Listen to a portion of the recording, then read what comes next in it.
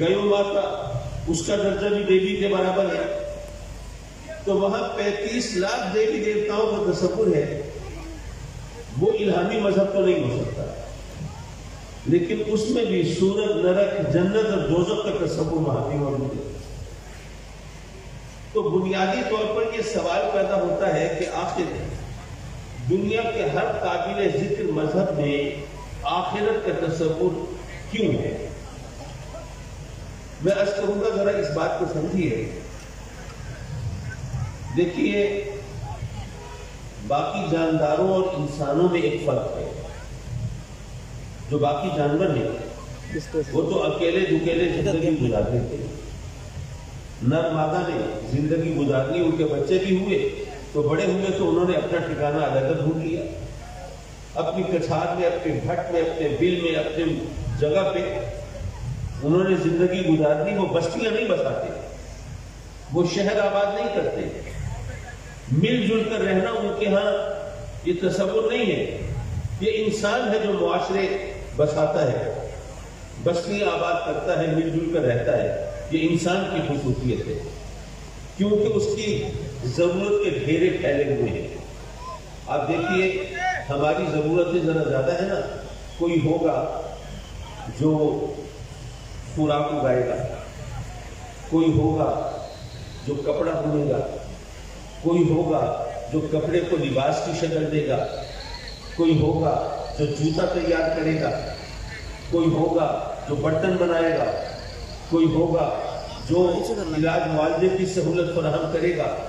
یہ ہم سب مل کے رہیں گے، ایک دوسرے کی ضرورتیں پوری کریں گے تبھی رہ سکتے ہیں، ورنہ اکیلا آدمی تو اس طرح زندگی نہیں گزار سکتا۔ آپ سوچیے، اگر ملتان کے علاقے میں صرف ایک حجام کوئی نہ ہو تو ہم کسی کو منہ دکھانے کے نہ رہیں۔ حالانکہ وہ حجام جو ہے وہ معاشرے کا کوئی بہت قابل ذکر اور بہت اہم فرد تو نہیں سمجھا جاتا، لیکن اس کے بغیر بھی معاشرے کے اندر ایک بگاڑ پیدا ہو جائے گا۔ تو ہم سب مل جل کے رہتے ہیں، اپنی اپنی ڈیوٹیز انجام دیتے ہیں، یا ایک دوسرے کے کام آتے ہیں، اس طرح معاشرہ بنتا ہے۔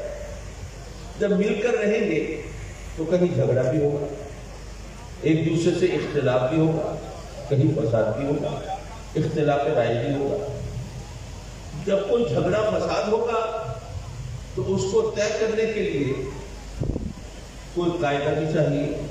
قانون بھی چاہیے، ضابطہ بھی چاہیے۔ جب ہم کوئی ضابطہ، کوئی قاعدہ، قانون بنائیں گے تو اس کے مطابق فیصلے کرنے کے لیے عدالت بھی چاہیے، اس قانون سے واقف لوگ بھی چاہیے۔ جب عدالتیں تشکیل دی جائیں گی تو ان کے فیصلوں کو منوانے کے لیے کوئی قوت نافذہ بھی چاہیے، حکومت بھی چاہیے، ورنہ تو جس کے خلاف فیصلہ ہوگا وہ بھاگ جائے گا، میں تو نہیں مانتا۔ تو سب سے بہتر معاشرہ وہ ہوتا ہے جہاں پر انصاف کا بول بالا ہو، جہاں پر حق و انصاف کے مطابق فیصلے ہوں، وہ بہتر معاشرہ گنا جاتا ہے۔ اچھا، ہمارے ہاں انصاف کے ساتھ جو کچھ ہوتا ہے وہ مرثیہ پڑھنے کی ضرورت تو نہیں ہے۔ میرا خیال ہے ہم سب جانتے ہیں، زیادہ بولوں تو کہیں توہین عدالت تک نوبت نہ پہنچے۔ لیکن جہاں انصاف برائے فروخت ہو، جہاں ججز بلیک میل ہوتے ہوں، اور میں انتہائی معذرت کے ساتھ عرض کروں گا کہ جہاں پر ہمارے انتہائی قابل وکیل سچ کو جھوٹ اور جھوٹ کو سچ ثابت کرنے کی خودآگاہ صلاحیت سے مالا مال ہو، اور قانون موم کی ناک ہو، جنہیں چاہے موڑ دیا جائے، وہاں پر انصاف کے ساتھ جو کچھ ہوتا ہے وہ ہماری آنکھوں کے سامنے ہے۔ اب یہاں پر جب اچھا چلیے اپنے ملک کا رونا تو روتے رہیے، جو مہذب ممالک ہیں، جن کی مثالیں دی جاتی ہیں، جن کے بارے میں کہا جاتا ہے کہ یہ دنیا کے اندر امن اور ہیومن رائٹس، انسانی حقوق کے علمبردار ہیں، اگر ان کو آپ دیکھیں تو وہاں پر بھی جس کا داؤ چلتا ہے، چوکتا تو وہاں بھی کوئی نہیں، بلکہ بعض اوقات تو ظلم کا جو انداز وہاں اپنایا جاتا ہے ہم سوچ بھی نہیں سکتے۔ آپ ذرا سوچئے کہ عراق کے ساتھ جو کچھ ہوا، پہلے کہانی بنائی گئی کہ عراق کے پاس بہت وسیع پیمانے پر تباہی پھیلانے والے ہتھیار ہیں۔ اور پھر جناب اس پر حملہ کیا گیا اور وہاں پر کم از کم 5-6 لاکھ افراد جو ہیں اس جنگ میں لقمہ اجل بن گئے، اور یہ 5-6 لاکھ افراد جو جنگ کی نظر ہوئے وہ تو اپنی جگہ، ان 4-5 لاکھ بچوں کا ذکر ہی نہیں ہوتا جو خوراک نہ ملنے کی وجہ سے وہاں پر بیچارے جی نہیں سکے، زندہ نہیں رہ سکے، موت کے گھاٹ اتر گئے۔ اور اے مسلمانوں، تمہارا خون اتنا عرضہ ہے کہ جنگ مسلط کرنے والوں کو جب وہاں پر کوئی ایسا ہتھیار نہیں ملا جو وسیع پیمانے پر تباہی پھیلانے والا ہو، تو کسی شخص کو اتنی توفیق نہیں ہوئی کہ آ کے بیوی پر آ کر 2 جملے معذرت کے بول دیتا جی ہم شرمندہ ہیں۔ وہاں پر تو کوئی ایسا ہتھیار نہیں تھا، ہمیں غلط فہمی ہوئی تھی، کسی نے 2 جملے معذرت کے بولنے گوارا نہیں کیے۔ بہرحال میں یہ عرض کر رہا تھا کہ جب عدالتوں سے انصاف نہ ملے، ہمارے یہاں آپ نے سنا ہوگا کہ اس قسم کے واقعات ہوتے ہیں، ڈاکوؤں کے بارے میں، دہشت گردوں کے بارے میں لوگ بتاتے ہیں کہ جی یہ جاگیرداروں، یہ بٹویروں، یہ سرداروں کے ظلم و ستم کا نشانہ بنے، اور انہوں نے جا کر عدالت کے دروازے کھٹکھٹائے اور عدالت سے ان کو انصاف نہیں ملا۔ وہاں پر ارباب اقتدار کے اشارہ چشم و عبور پر فیصلے ہوتے تھے۔ جب ان کو وہاں سے انصاف نہیں ملا تو انہوں نے کہا کہ اچھا اگر عدالت سے انصاف نہیں ملتا تو ہم خود انصاف لیں گے، ہم ان کو مزہ چکھائیں گے، پھر وہ ڈاکو بن گئے، یہ ہو گیا وہ ہو گیا۔ ایسی کہانیاں معاشرے کے اندر آپ نے بہت سنی ہوں گی۔ یہاں پر مذہب کا کردار شروع ہوتا ہے۔ مذہب بتاتا ہے کہ اگر تمہیں یہاں عدالت سے انصاف نہیں ملا تو تمہارے ساتھ ظلم ہوا ہے، تم مظلوم ہو، تو تم مظلوم ہو تو ظالم مت بنو، مظلوم ہو تو ظالم مت بنو، تم قانون کو اپنے ہاتھ میں مت لو۔ اگر یہاں پر عدالت سے تمہیں انصاف نہیں ملا تو ایک عدالت اور بھی ہے، اور اس عدالت میں کسی کی سفارش نہیں چلے گی، رشوت نہیں چلے گی، وہاں پر ظلم نہیں ہوگا، وہاں مظلوم کے گلے میں پھندا فٹ نہیں کیا جائے گا، وہاں ظالم کی رسی دراز نہیں ہوگی، وہاں حقدار کو حق مل کر رہے گا، وہاں پر انصاف کا خون نہیں ہوگا۔ اگر اس عدالت پر یقین ہے تو تم اپنا مقدمہ اس عدالت کے سپرد کر دو، اور یہاں پر تم ذرا صبر اور حوصلے سے کام لو۔ جب تم ایسا کرو گے تو یہ دنیا امن اور سکون کی جگہ رہے گی، یہاں پر تم سکون سے اطمینان سے وقت گزار سکو گے، یہاں پر تم ہر وقت انتقام کے شعلوں میں نہیں جلو گے، یہاں پر ہر وقت تم قانون شکنی پر نہیں تلے ہوئے ہوگے، یہاں پر ہر وقت تمہارے سر پہ خون سوار نہیں ہوگا۔ تو اس طرح یہ دنیا امن اور سکون کا گہوارہ بنے گی۔ یہ مذہب کا کردار ہے۔ حضرات الکرام، یہاں پر 1-2 سوالات پیدا ہوتے ہیں، جب تک ان کا صحیح جواب نہ ملے اس وقت ایک مسلمان کی تسلی نہیں ہوتی۔ سوال یہ پیدا ہوتا ہے کہ جب اس عدالت میں انصاف ہو کے رہے گا، وہاں پر کسی بے گناہ کو سزا نہیں دی جا سکے گی اور کسی مجرم کو چھوٹ بھی نہیں ملے گی، تو پھر یہ بتائیں کہ جو مولوی ہر وقت پیچھے پڑے رہتے ہیں اللہ سے استغفار کرو، توبہ کرو، معافی مانگو، جو توبہ اور معافی کی پھر کیا حیثیت ہے؟ وہاں مجرم کو سزا تو ملے گی، ہم توبہ کریں نہ کریں، معافی مانگے نہ مانگے، استغفار کریں نہ کریں، اس عدالت میں جب مجرم کو سزا مل کے رہے گی تو بات ختم ہو گئی۔ اور دوسرا سوال یہ پیدا ہوتا ہے کہ اگر وہاں پر مجرم کو لازماً سزا ملے گی تو پھر آقا کریم حضور علیہ السلام کی شفاعت کا مفہوم کیا ہے؟ ہم جو کہتے ہیں آقا کریم صلی اللہ علیہ وسلم شافع محشر ہے، شفیع المذنبین ہے، اور ان کی شفاعت کی ہمیں امید ہوتی ہے کہ ہم خطا کار، ہم گناہ گار آقا کریم کے دامن رحمت میں چھپیں گے اور آقا کریم شفاعت فرمائیں گے اور ہم اللہ کی رحمت سے فیض یاب ہوں گے اور اس کی پکڑ سے بچیں گے۔ تو اس کا مفہوم کیا ہے؟ مجرم کو سزا تو مل کے رہے گی۔ جب تک ان 2 سوالوں کے جواب نہ ملے اس وقت تک ایک مسلمان اس تمام چیز سے مطمئن نہیں ہو پائے گا میں عرض کروں گا کہ دیکھیے بات یہ ہے کہ میں یہاں آپ کی خدمت پہ حاضر ہوا، فرض کیجئے خدا نہ خواستہ معاذ اللہ میں نے آپ میں سے کسی کے ساتھ زیادتی کی ہو، ظلم کیا ہو، کسی کا حق میں نے کھایا ہو تو مجھے سزا ملنی چاہیے، لیکن جس شخص کے ساتھ میں نے زیادتی کی ہے آپ کے خیال میں اس کو یہ حق ہونا چاہیے یا نہیں کہ وہ اگر چاہے تو مجھے معاف کر دے، چاہے تو نہ کرے؟ اگر آپ اس کو یہ حق نہیں دیں گے تو پیچیدگیاں پیدا ہوگی۔ وہ کیسے؟ فرض کیجئے اولاد نے ماں باپ کا حق لے لیا، حقوق ادا نہیں کیے، اب ان کے ساتھ زیادتی ہوئی۔ اب اگر والدین کو یہ حق نہیں ہے کہ وہ معاف کرے تو وہ دوہری مشکل میں ہے۔ ایک تو یہ کہ ان کی اپنی اولاد نے ان کے ساتھ زیادتی کی، اور دوسرا یہ کہ ان کی وجہ سے ان کی اولاد کو سزا مل رہی ہے، وہ معافی نہیں کر سکتے۔ تو جس شخص کے ساتھ ظلم ہوا ہو، جس کا حق مارا گیا ہو، اگر اس کو یہ حق دیا جائے کہ تم چاہو تو معاف کر دو، چاہو تو نہ کرو، تو یہ رحم ہے۔ اور یاد رکھو رحم عدل کے خلاف نہیں، عدل کے خلاف ظلم ہے، رحم نہیں ہے۔ حضرات محترم، یہ بھی میں عرض کرتا چلوں کہ یہ جو ہم حق دے رہے ہیں یہ وہ حق نہیں ہے جیسے ہمارے حق دیا جاتا ہے۔ حق تو دے دیا، چاہو تو معاف کرو، چاہو تو نہ کرو، لیکن ساتھ ہی ڈنڈا لے کے کھڑے بھی ہیں، کر معاف ورنہ تیری اچھی کی تیسی۔ اس کی بات نہیں ہو رہی، اس کی فری ویل ہے، اس کا بس مکمل اختیار ہے، چاہے تو معاف کرے، چاہے تو نہ کرے، کوئی زور نہیں، کوئی زبردستی نہیں، کوئی اخلاقی دباؤ بھی نہیں ہے اور معاشرتی دباؤ بھی نہیں ہے۔ وہ چاہے تو معاف کرے، چاہے تو نہ کرے۔ اگر اس کو یہ حق دیا جائے تو یہ رحم ہے، اور رحم عدل کے خلاف نہیں ہے۔ جہاں پر ہمیں بتایا جاتا ہے کہ جو حق معاف کرنے ہیں،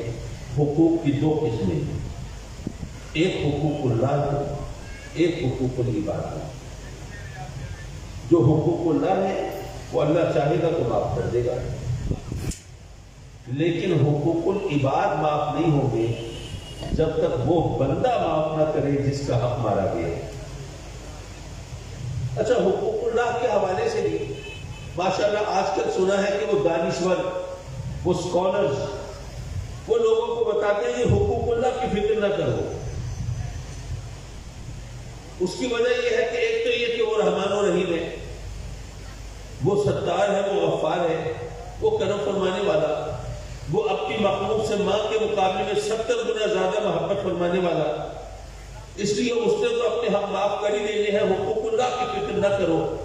اگر فکر کرنی ہے تو حقوق العباد کی فکر کرو۔ اور دوسری بات میں یہ کہتے ہیں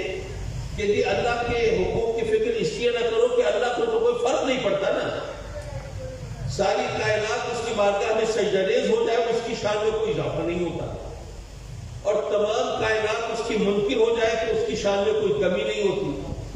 تو چونکہ اس کو کوئی فرق نہیں پڑتا، اس لیے اس نے جو معاف کر ہی دینا ہے، ان کی فکر نہ کرو۔ میں عرض کروں گا یہ دھوکہ ہے، یہ فریب ہے، یہ شیطان کا چکر ہے۔ بے شک ہمارا ایمان ہے حقوق اللہ کو چاہے گا تو معاف فرما دے گا، کوئی شک نہیں، لیکن سوال یہ ہے کہ وہ کیوں معاف فرمائے گا؟ کہ اگر ہم اپنے کیے پہ نادم ہوں گے تو معاف کرے گا، آنکھوں سے اشک ندامت بہیں گے اور پیشانی سے شرمندگی کا پسینہ بہے گا تو معاف فرمائے گا۔ اگر ہم اپنے کیے پر ندامت کا اظہار کر کے اس سے معافی کے خواستگار ہوں گے، اگر اس کے قہر و غضب کا خوف ہمارے دل میں پیدا ہوگا تو وہ معاف فرمائے گا۔ لیکن اگر ہم اس کے در رحمت پر دستک دے ہی نہیں بلکہ اس کے قہر و غضب کو دعوت دیں، ہم اپنے کیے پر شرمندہ ہو ہی نہیں بلکہ ویسے ہی اکڑے کھڑے ہو، تو پھر وہ کیوں معاف فرمائے گا؟ بے شک وہ اللہ تبارک و تعالیٰ اپنے حقوق چاہے گا تو معاف فرما دے گا، لیکن اس کی چاہت کے لیے بھی ہمیں کچھ کرنا ہوگا۔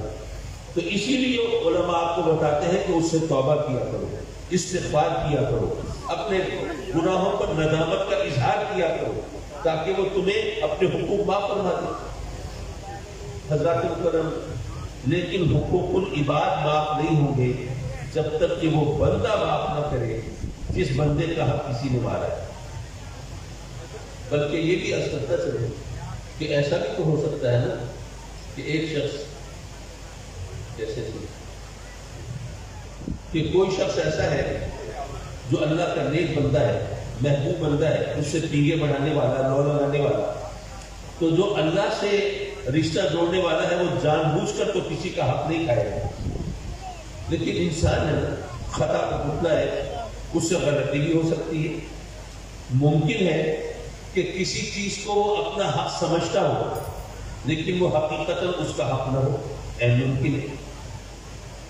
اب وہ اپنا حق سمجھ رہا ہے تو ظاہر اس نے لے لیا، لیکن وہ حقیقتاً اس کا حق تھا نہیں، تو غلط فہمی میں صحیح، بھول چوک میں صحیح، لیکن اس نے دوسرے کا حق تو لے لیا۔ تو اب وہ ہے تو اللہ کا محبوب بندہ، ویسے تو اللہ چاہے تو اس کو معاف فرما دے، اس سے کون پوچھ سکتا ہے، لیکن چونکہ رب کائنات نے ایک ضابطہ، ایک قاعدہ، ایک قانون بنایا ہے، وہ خود بھی اس کی پاسداری فرمائے گا اور اس کو ویسے معاف نہیں فرمائے گا، بلکہ اگر وہ چاہتا ہے کہ اس کو معاف کر دیا جائے تو اس بندے کو بلائے گا جس کا حق اس کے ذمہ ہے، اور اس بندے سے کہے گا کہ میرے اس بندے کے ذمہ تیرا ایک حق بنتا ہے، اگر تو اپنا یہ ایک حق اس کو معاف کر دے تو مجھ رب کائنات کے جتنے حق تیرے ذمہ بنتے ہیں میں تجھے معاف کرتا ہوں۔ وہ بندہ تو گویا خوشی سے ناچنے لگے گا، وہ تو اس پر دل و جان سے راضی ہوگا، مولا یہ ایک حق معاف کرنے کے چکر میں میں نے جو نمازیں نہیں پڑھی تھی، جو روزے نہیں رکھے تھے، جو حلال حرام میں جو ڈنڈی ماری تھی، جو تیری نافرمانی کی تھی، وہ تمام تو مجھے معاف فرماتا ہے، تو یہ سودا تو مجھے دل و جان سے منظور ہے۔ تو اگر وہ اس پر اپنی رضامندی کا اظہار کرے گا تو ادھر سے اس کا حق بھی نیچ ہو جائے گا اور ادھر رب کائنات اپنے حقوق اس کو معاف فرما دے گا۔ اور یہاں پر وہ آقا کریم حضور علیہ السلام کی شفاعت کا بھی وہ سلسلہ سمجھتے چلیے۔ پہلی بات تو یہ ہے کہ آپ کی جو عمومی شفاعت ہوگی وہ حقوق اللہ کے حوالے سے ہوگی،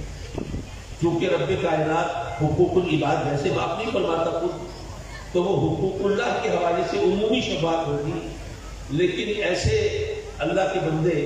جنہوں نے آقا کریم سے محبت کے رشتے جوڑے ہوں،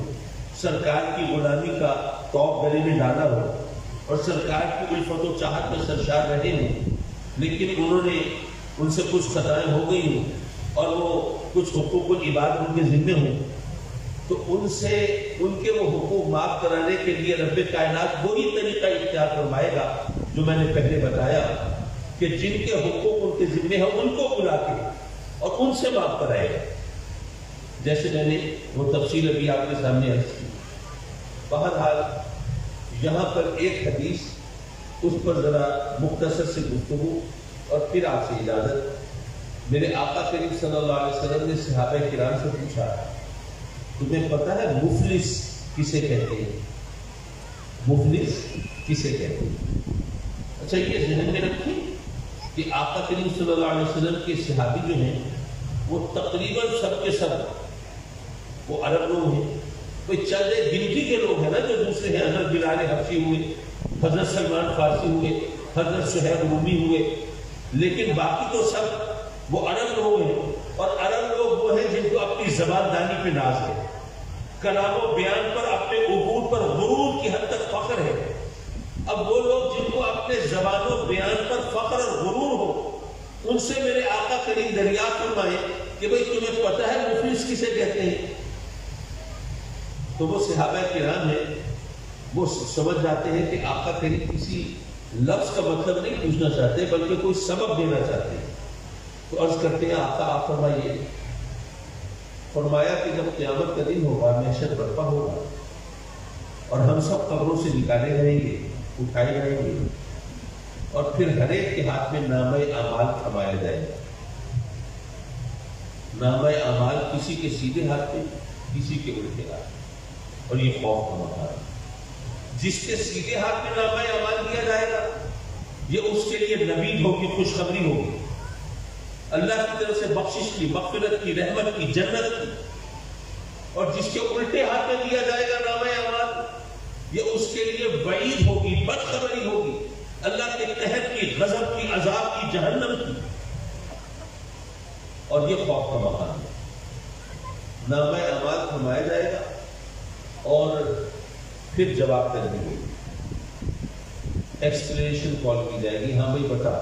تو نے جرم کیوں کیا ہے، گناہ کیوں کیا، رب کی نافرمانی کیوں کی، حکم قبولی کیوں کی۔ اچھا مزے کی بات یہ ہے کہ ہم میں سے کچھ لوگ ایسے ہوں گے جو میدان محشر میں قیامت کے دن وہاں بھی چالاک بننے کی کوشش کریں گے، داؤ لگانے کی کوشش کریں گے۔ جب اسے پوچھا جائے گا ہاں بھائی بتا تو نے گناہ کیوں کیا، مکر جائیں گے، مولا میں نے گناہ کیا، یہ نامہ اعمال موجود ہے، ریکارڈ موجود ہے، سب کچھ لکھا ہوا ہے،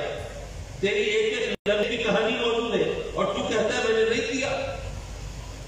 تو جیسے وہ غالب کا مشہور شعر ہے کہ پکڑے جاتے ہیں فرشتوں کے لکھے پر ناحق، پکڑے جاتے ہیں فرشتوں کے لکھے پر ناحق، آدمی اپنا کوئی تادم تحریر بھی تھا۔ مولا یہ نامہ اعمال تو فرشتوں نے کمپائل کیا ہے، جب نامہ اعمال میں ہمارے اعمال درج کر رہے تھے فرشتے، تو کوئی ہمارا بندہ تھا نگرانی کے لیے، کراس چیک کے لیے کہ کوئی گڑبڑ تو نہیں کر رہے، کوئی ڈنڈی تو نہیں مار رہے، کوئی غلط اینٹری تو نہیں ڈال رہے۔ مولا یہ فرشتوں نے کوئی چکر چلایا، میں نے نہیں کیا یہ کام، پھر کیا ہوگا؟ جنہوں نے سورہ یاسین ترجمے کے ساتھ پڑھی ہے وہ جانتے ہیں، اليوم نختم علی افواہہم، وہ دن وہ ہوگا جب ہمارے منہوں پر مہریں لگا دی جائیں گی اور ہمارے جسم کے اعضاء کو زبان ملے گی، ہاتھ گواہی ملے گی۔ مولا نامہ اعمال میں سچ لکھا ہے، یہ ظلم، یہ جرم، یہ گناہ اس نے ہمارے ذریعے سے کیا، ٹانگیں بھی گواہی دیں گی۔ مولا یہ گناہ کرنے کے لیے ہمارے ساتھ تو چل کے گیا، آنکھیں گواہی دیں گی۔ مولا ہم سے بھی مدد لیجیے اس سے گناہوں کے ارتکاب میں، اور بنیادی فحاشی بے حیائی کے مناظر تو دیکھا ہی ہمارے ذریعے سے کرتا تھا۔ یارو سوچو کیسا کڑا وقت ہوگا، اپنے ہاتھ پاؤں اپنے خلاف گواہی دے رہے ہوں گے۔ یہاں پر دنیا میں ارباب اقتدار کے خلاف پہلے تو کوئی گواہی پر آمادہ ہوتا نہیں، اور اگر کوئی ہو جائے تو کبھی لالچ سے کبھی خوف سے اس کو چپ کرا دیا جاتا ہے، اور اگر کوئی اور بس نہ چلے تو ہمیشہ کے لیے زبان بندی کے احکام ثابت کر دیے جاتے ہیں۔ ہوتا ہے شب و روز تماشا میرے آگے، کبھی موقع ملے تو ان کو بتانا کہ یہاں تو یہ حربیں آزما لیتے ہو، اپنے خلاف گواہوں کو چپ کرا دیتے ہو، وہاں کیا کرو گے جہاں اپنے ہاتھ پاؤں اپنے خلاف گواہی دے رہے ہیں۔ اچھا یہاں پر ایک بات اور مجھے یاد آئی، وہ کرتا چلو،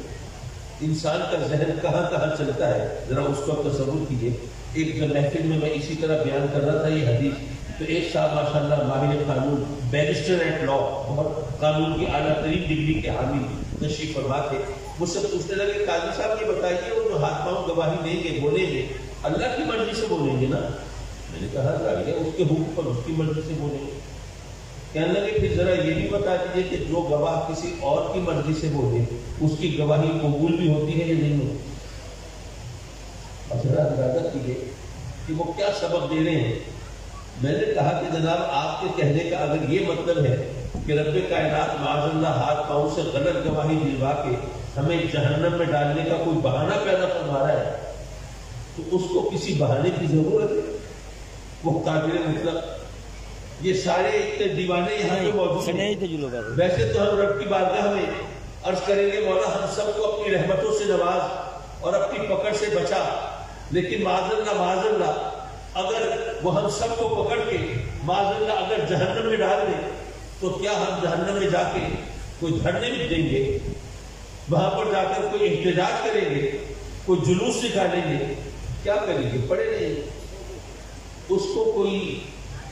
بہانے کی ضرورت نہیں ہے، اور اس کے سامنے سب کچھ ہے، اس کے قبضے قدرت میں سب کچھ ہے۔ یہ جو کچھ بھی ہو رہا ہے صرف اس بندے کو جتانے کے لیے کہ تیرے ساتھ ظلم نہیں ہو رہا، تو اپنا بویا ہوا کاٹ رہا ہے اور اپنا کیا ہوا بھر رہا ہے، اور جو کچھ تو نے خطائیں کی تھی انہی کا صلہ تجھ کو مل رہا ہے۔ یہ صرف اسی شخص کو بتانا ہے، ورنہ ظاہر ہے کہ رب کائنات کو کسی بہانے کی اور کسی چیز کی اور یہ حساب کتاب کی اور تمام چیزوں کی کیا ضرورت ہے؟ معاف کیجیے بات دور نکل گئی۔ میں یہ عرض کر رہا تھا کہ بس ایک حدیث اور اس پر گفتگو، آقا کریم صلی اللہ علیہ وسلم نے فرمایا، اپنے صحابیوں سے پوچھا تمہیں پتہ ہے مفلس کسے کہتے ہیں؟ عرض کی آقا آپ فرمائیے۔ فرمایا کہ جب قیامت کا دن ہوگا اور ہم سب کو قبروں سے اٹھایا جائے گا اور نامہ اعمال دیا جائے گا، تو ایک شخص ایسا ہوگا، ایسے بہت سے ہوں گے، لیکن آقا کریم نے مثال کے طور پر ایک شخص کا ذکر فرمایا کہ ایک شخص ایسا ہوگا جس کے نامہ اعمال میں بڑی نیکیاں ہوں گی، حج ہوں گے، عمرے ہوں گے، نمازیں ہوں گی، روزے ہوں گے، صدقہ و خیرات، نہ جانے کیا کچھ، لیکن اس نے بہت سے لوگوں کے حق بھی مارے ہوں گے۔ اب وہ حقوق معاف کرانے کے لیے نکلے، مثلا پہلے بندے کے پاس جائے گا، آہوداری کرے گا، منت سماجت کرے گا، کہے گا کہ بھئی میں بڑا شرمندہ، بڑا نادم، مجھ سے بڑی خطا ہوئی، بڑی غلطی ہوئی، میں مانتا ہوں میں نے تیرے ساتھ بڑا ظلم کیا، زیادتی کی، دنیا میں تیرا حق مارا تھا، دیکھ میں ہاتھ جوڑتا ہوں، تیرے پاؤں پکڑتا ہوں، تو مہربانی کر یہ اپنا حق مجھے معاف کر دے۔ وہ بندہ کہے گا میاں یہ محشر ہے، یہاں پہ اللہ نام پہ معافی نہیں ملتی، میزان لگا ہے،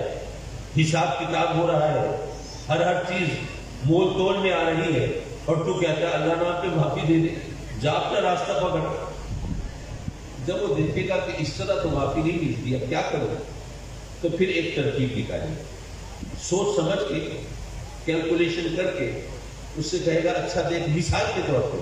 یوں کہے گا کہ تو اپنا حق بھی اگر مجھے معاف کر دینا تو میں اپنے تہجد کے ثواب میں تجھے دیتا ہوں۔ اگر وہ بندہ سوچے گا کہ میں نے تو تہجد نہیں پڑھے تھے، میں تو راتوں کو نہیں اٹھتا تھا، لیکن بیٹھے بٹھائے یہ قیامت کے دن اگر تہجد کا ثواب مل رہا ہے تو موقع سے فائدہ اٹھانا چاہیے۔ اگر وہ یہ سوچ کے اس پر حامی بھرے گا، اپنی منظوری دے گا، تو ادھر سے اس کا حق ڈیلیٹ ہو جائے گا اور ادھر سے اس کے تہجد کے ثواب اس کے کھاتے میں آ جائیں گے۔ اسی طرح دوسرے لوگوں کے پاس جائے گا حقوق معاف کرانے، جیسے جیسے حق کھائے ہوں گے ویسا ویسا ثواب دینا پڑے گا۔ ممکن ہے کسی کو حج کا ثواب دے کے حق معاف کرانا پڑے،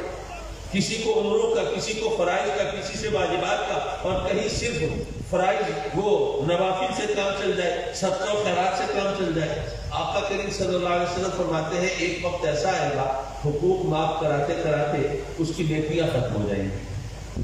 اس کے اعمال صاف ہو جائیں گے، لیکن ابھی بھی اس کے ذمے کچھ لوگوں کے حقوق باقی ہوں گے۔ اب کیا کرے؟ اب بارگیننگ پاور تو نہیں ہے، اب دینے کو تو اس کے پلے کچھ نہیں ہے، اب وہی آوازاری، وہی ملت سماجت، وہی رونا دھونا اور وہی جواب